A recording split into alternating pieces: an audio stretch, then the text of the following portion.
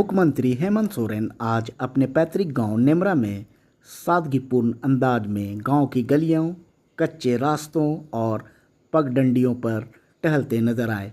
हल्की मुस्कान, आत्मीय अभिवादन और सहज बातचीत, इन सब में गांव की मिट्टी की खुशबू और हरियाली की ठंडक साफ झलक रही थी। ग्रामीण से बात करते हुए उन्होंने कहा कि गांव की मिट्टी एक अनोखी सुगंध और हरियाली की ठंडक है जो मन को सुकून देती है। उन्होंने इस अवसर पर दोहराया कि गांव का विकास ही राज्य का विकास की असली नींव है। बेटे में झलकती है पिता की परछाई। गांव की गलियों में चलते मुख्यमंत्री व्यक्तित्व में उनके पिता दिसुम गुरु शिबू सोरेन की विरासत साफ दिखाई देती है। लोगों का कहना है कि हेमंत सोरेन को देखना मानो गुरुजी को आज भी हमारे बीच महसूस करना है। ग्रामीण इलाकों के प्रति गहरी संवेदनशीलता, गरीब और वंचितों के साथ सीधा संवाद और जल जंगल जमीन के मुद्दे पर ठोस रुख, ये सभी बातें गुरुजी के विचारों का प्रतिबिंब है। गुरुजी की तरह ही हेमंत सोरेन का स्वभाव सरल, व्यवहार आत्मीय और जनसेवा के प्रति अटूट समर्पण से भरा हुआ है। मुख्यमंत्री स्वयं स्वीकार करते हैं कि उनके जीवन का हर कदम पिता की सीख और आशीर्वाद से प्रेरित है। उन्होंने कहा कि गुरुजी ने सिखाया कि राजनीति केवल सत्ता पाने का माध्यम नहीं, बल्कि यह जनता की सेवा और उनके अधिकारों की रक्षा का दायित्व है। जल, जंगल और जमीन झारखंड की आत्मा।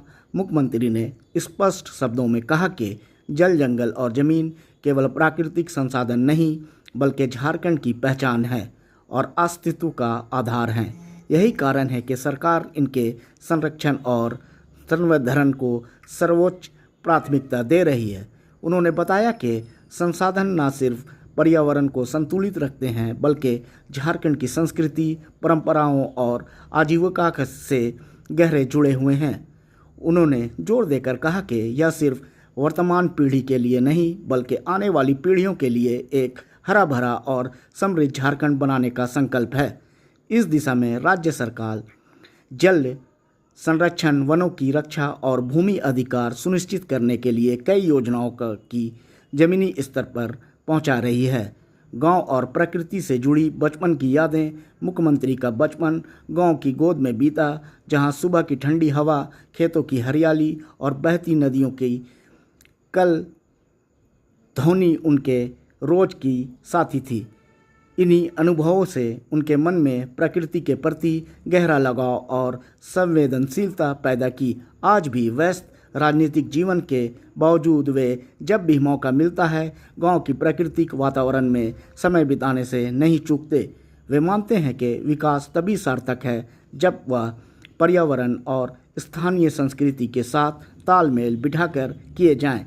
जल, जंगल और जमीन यहाँ की लोकगीतों, त्योहारों और पारंपरिक रीति रिवाजों से रचे बसे हैं। इसलिए उनका संरक्षण केवल पर्यावरण दायित्व ही नहीं, बल्कि सांस्कृतिक विरासत की रक्षा भी है।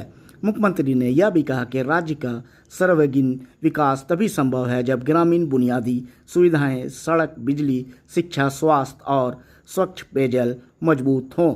सरकार इसी दिशा में पूरी निष्ठा से कार्य कर रही है ताकि हर गांव में खुशहाली और आत्मनिर्भरता का माहौल बन सके।